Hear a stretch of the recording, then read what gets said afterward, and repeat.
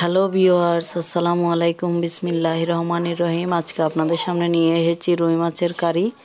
তো পেঁয়াজ, টমেটো, ধনেপাতা, কাঁচামরিচ সবই নিয়ে নিচ্ছি কারি রান্না করার জন্য। তো রুই মাছটাও নিয়ে নিলাম আমি। তার উপরে আমি লেবুর রস দিয়ে একটু মাখিয়ে নিব যেন আষ্টে গন্ধটা চলে যায় এবং স্বাদটা ভালো আসে। তো বন্ধুরা, আপনারা আমার মতো দিয়ে দেখবেন, আপনাদের কাছে আষ্টে গন্ধটা আর লাগবে না, ভালোই লাগবে খেতে।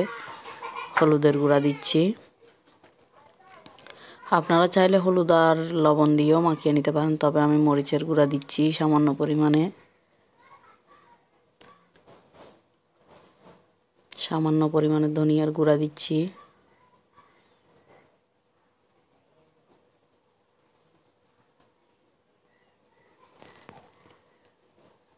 লবণ দিচ্ছি স্বাদ মতো। যার যার স্বাদ অনুযায়ী লবণ ব্যবহার করবেন। কেউ কম খেয়ে থাকে, কেউ বেশি খায়। মশলাটা আমি মাছের সাথে ভালো করে মাখিয়ে নিব। ফ্রাই প্যানে সামান্য পরিমাণে তেল দিয়ে দিলাম। বেশি তেল দিব না, কারণ আমি অত বেশি ভাজবো না, সামান্য পরিমাণেই ভাজবো হালকাভাবে।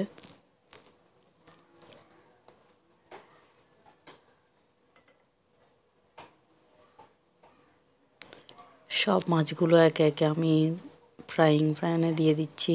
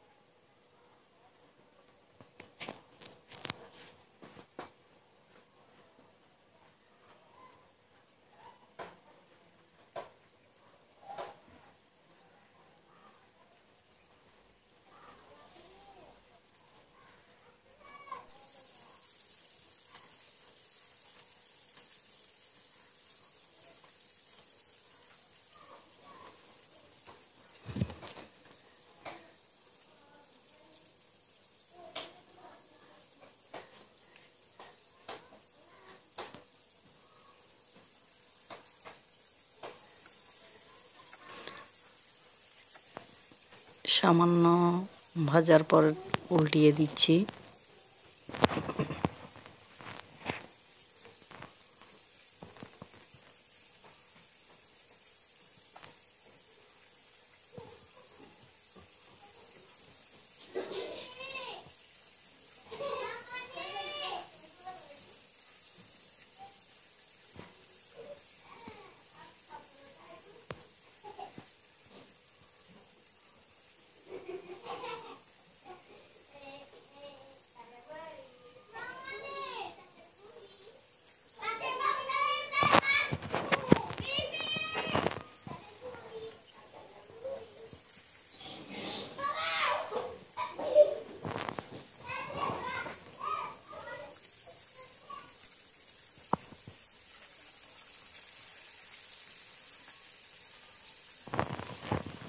এপাশ লালচে হওয়ার পর উল্টিয়ে দিচ্ছি আমি।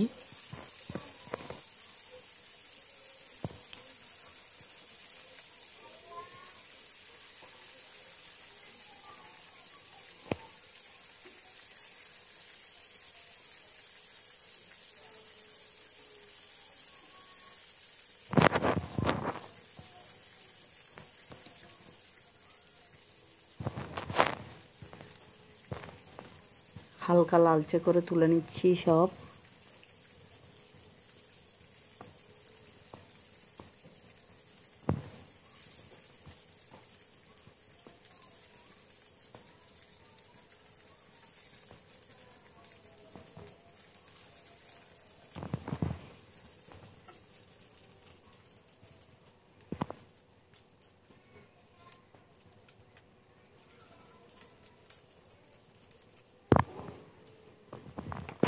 তেলের সাথে সামান্য তেল দিয়ে দিচ্ছি কারি রান্না করার জন্য।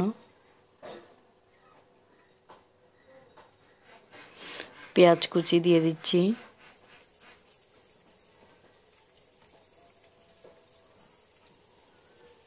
টমেটো কুচি দিচ্ছি সামান্য পরিমাণে। পরবর্তীতে আমি টমেটোটা আবার অ্যাড করব।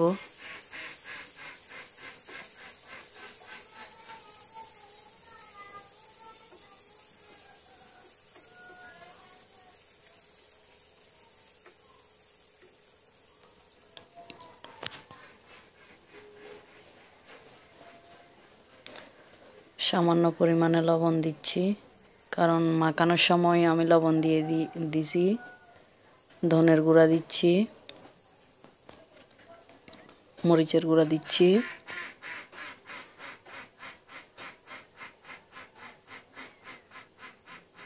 হলুদের গুঁড়া দিচ্ছি। হলুদের গুঁড়াও সামান্য দিতে হবে, কারণ মাছ ভুনার আগে হলুদ দিয়ে মাখাই নিয়েছিলাম, এই জন্য অল্প পরিমাণেই দিলাম। গরম মশলার গুঁড়ো দিচ্ছি।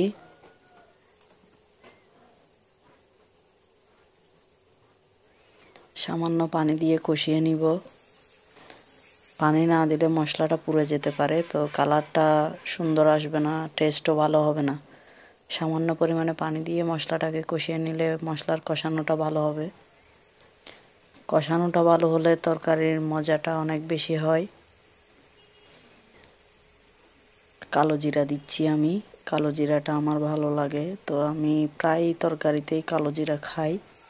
আপনারা চাইলে দিতে পারেন, না হলে নাও দিতে পারেন।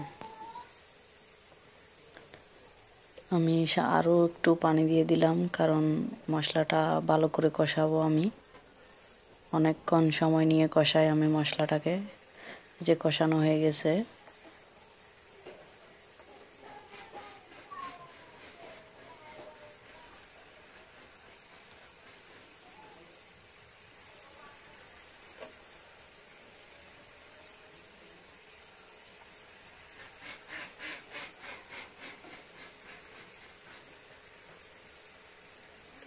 মাছগুলো সব একে একে দিয়ে দিচ্ছি, ভেজে রাখা মাছটা।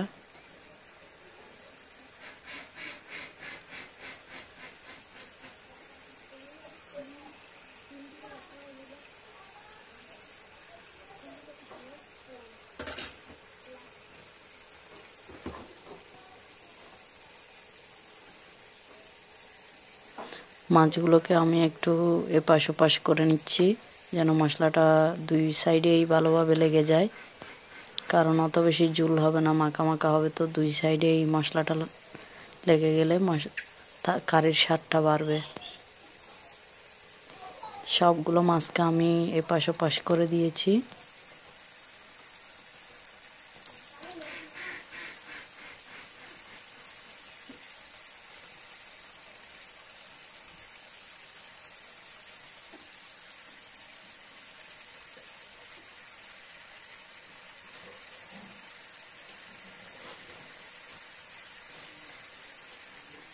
সামান্য পানি দিয়ে দিচ্ছি এবার।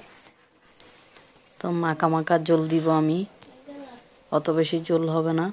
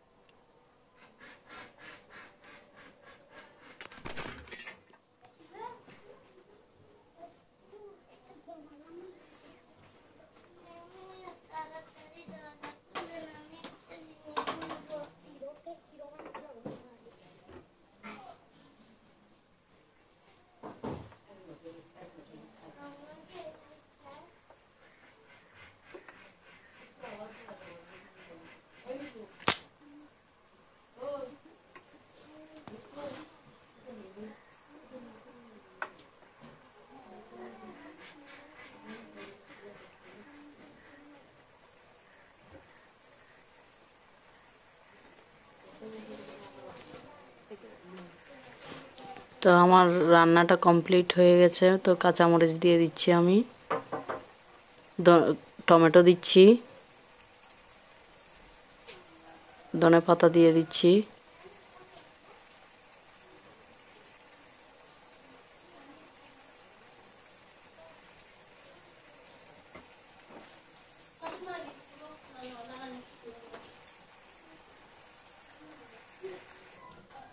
তো বন্ধুরা, আমার রেসিপিটি আপনাদের ভালো লাগলে আমাকে সাবস্ক্রাইব করুন, লাইক করুন, বেশি বেশি শেয়ার করুন। তো আপনাদের কাছে আপনাদের কেমন লেগেছে এটা কমেন্ট করে জানান, আমার কাছে ভালো লাগবে। আপনারা কমেন্টে বললে আমি অনেক কিছু শিখতে পারবো। তো আপনারা কমেন্ট করুন, বেশি বেশি শেয়ার করুন আমার ভিডিওটি। তো আগামীতে আপনাদের জন্য মজার কোনো রেসিপি নিয়ে আবার হাজির হয়ে যাব। ততক্ষণের জন্য আল্লাহ হাফেজ, আসসালামু আলাইকুম।